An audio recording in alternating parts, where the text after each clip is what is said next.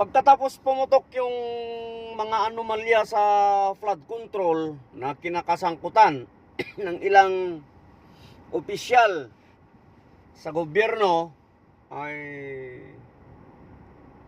ang dami nang namatay na opisyal ng gobyerno, particular sa DPWH. At ito nga huli, no, yung undersecretary na iniimbestigan, nasasangkot din sa katauhan ni late Engineer Cabral.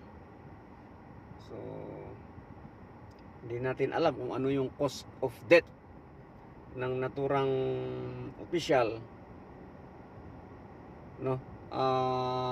Pero yung iba, no, malinaw na yung findings ng PNP na inassassinate, pinatay, at meron ding nagpakamatay, no. Kung hindi ako nagkamali, pangwalo na ito eh. Pero itong latest, hindi natin alam ito, no, kung ano talaga yung cause ng pagkamatay. Although ni-roll out na ng gobyerno, DILG yata, na walang foul play.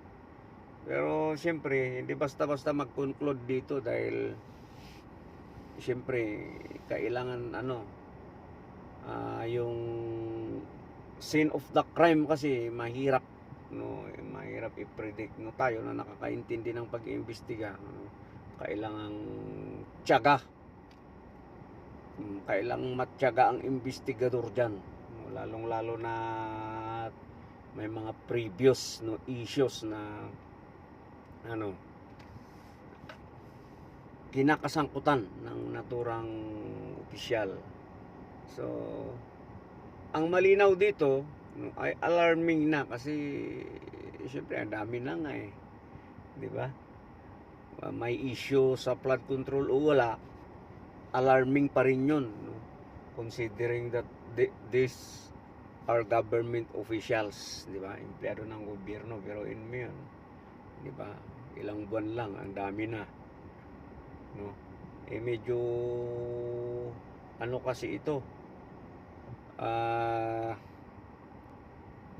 crucial masyado dahil halos nalilink nga, no, ang mga namatay sa flood control issues. Kaya I don't know, no, how the government address this serious problem, pero at all cost dapat solusyonan nila kasi siyempre para mawala yung hindi magandang espekulasyon ng taong bayan. Kasi nababasa naman natin na may mga komento na cleansing, diba? Ibig ko si cleansing, pinapapatay na nila para hindi sila madawit.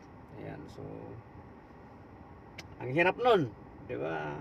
Mas maganda, kaya kailangan talaga magkaroon ng konkretong conclusion dito para ma-roll out kung ano yung dapat ma-roll out at ma-pinpoint talaga, di ba, kung ano talaga, no, yung pinagmulan ng mga problema ito.